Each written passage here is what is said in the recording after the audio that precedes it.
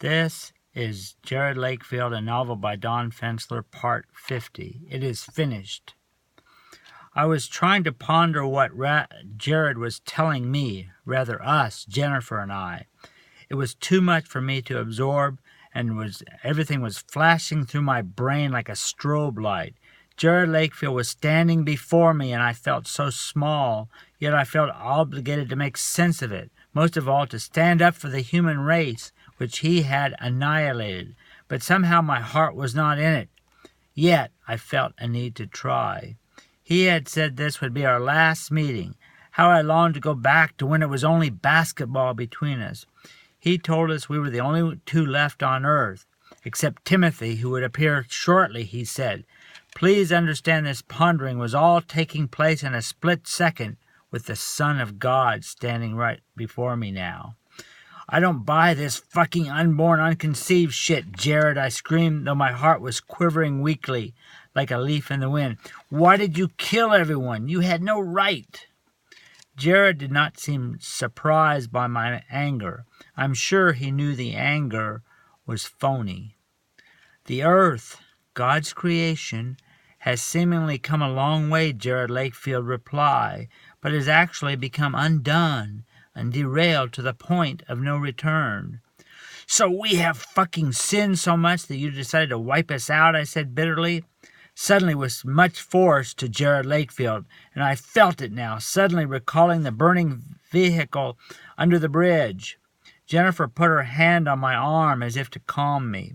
What was the fucking point of saving that family on the highway?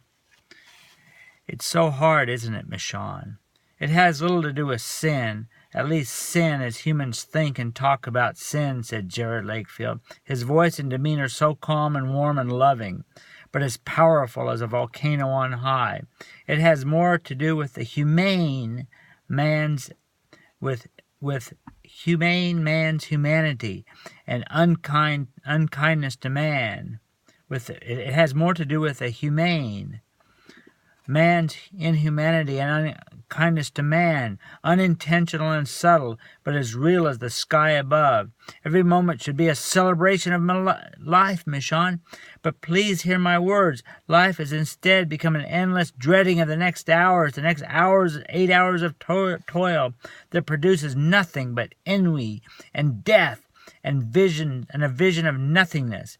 It is the computer that hums so beautifully that it puts every man and woman to sleep with a slumber where there is no awakening. There is the loving family praying in a church to a God that makes every man, woman, and child despise themselves and causing them to lie in their own filth, waiting for the moment when they feel safe enough and secure enough in their own faith in order to cut their own throats. There is the loving mother giving birth to a child in Africa who will someday walk the earth proud and strong, only to be pulled into a dark alley and be told they were actually stillborn and that their only choice was to be stillborn or to be born alive and suck on the muddy gravel under their feet for all eternity.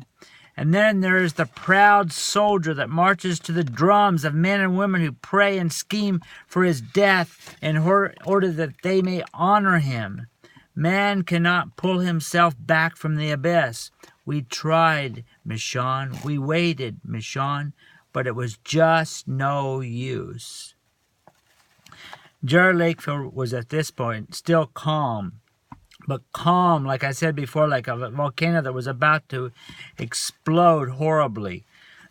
Tears dropped from his eyes one by one, like in slow motion. The fuckingest slow motion you have ever seen in your life. Though his face was impassive and awe-inspiring. I had lost all will to resist him and stood before him speechlessly. The interval between each of Jerod Lakefield's teardrops put us in a trance. Jennifer appeared to be in a state of rapture, like she understood something that no person had ever understood. I didn't understand what was going through her mind. All the race of man and women, all the race of man and woman was removed from the earth, Michonne, except you and Jennifer, and Timothy, who will appear soon, said Jerod Lakefield. He was now in the body of Jerod Lakefield, the body of the Jerod Lakefield I had known in Minnesota. The world will no longer be divided into the good and the evil, the happy and sad, and strong and weak, or even the living and the dead. There is only the calm, loving, joyful space between it all, and the meek have indeed inherited the earth and will have it for all eternity to live for this moment and this moment only. Please, Michonne and Jennifer, remember this more than anything else, that the meek have indeed inherited the earth, and all that is asked will be given tomorrow and for all eternity. And then there was this flash of blinding light, and then the roar of a waterfall and clouds swirling overhead that lasted for at least a minute, and then there was dead silence. Jerod Lakefield was gone. I ran like a missile, like an arrow shot from the bow of Apollo to where Jerod had been, and I was screaming, "Jerod, don't go! Please, please!" But he was gone, and it was just Jennifer and I.